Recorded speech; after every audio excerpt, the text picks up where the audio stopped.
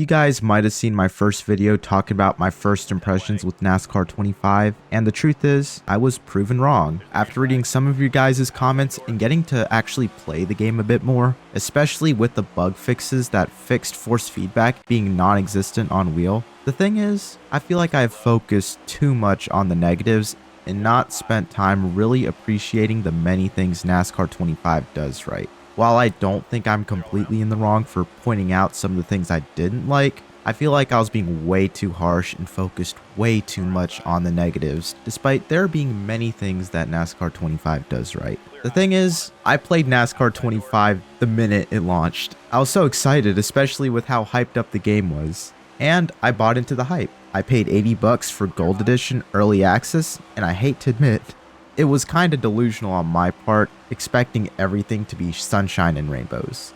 While it would have been nice if wheel support was fully functional from the get-go, I should have waited to make the video I made because in-game development, shit like this happens. I've experienced my fair share of it, having owned a Roblox NASCAR game for a few months. I really don't think I was in a position to make the video I made before, especially since my entitled delusional ass expected the game to be perfection from the start. And to be honest with you guys, I was just having a bad day, hating my job, and on top of that, my PC nearly grenaded itself after my liquid cooler failed, and I had to resort to other methods to record NASCAR 25 videos. While again, I still do have some criticisms for NASCAR 25, such as how big of a joke the replay system still is, I'm really not a fan of the message I portrayed in my first video, especially rewatching it now.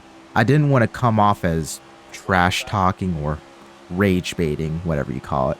And while that wasn't my goal, it definitely came off that way to some. Not saying it's acceptable for a NASCAR game to launch with broken wheel support, but I really should have waited before jumping the gun and making the video I made. My goal with this channel is to not rage bait people or harp on negativity for the sake of views, even if my thumbnail and some of the stuff I said in the video may have gave off that impression to some degree. The truth is, I've had an absolute blast with NASCAR 25 so far. I sat down and actually played the game the way it was intended. I really like the sheer amount of options we have in terms of customizing everything about the racing and settings, from AI to the difficulties and the setups and everything. I could get into more detail, but you guys can see for yourself. I took the time to really fine-tune the settings to my liking, and had a really fun time ripping the car around tracks like Homestead and Indianapolis with the AI.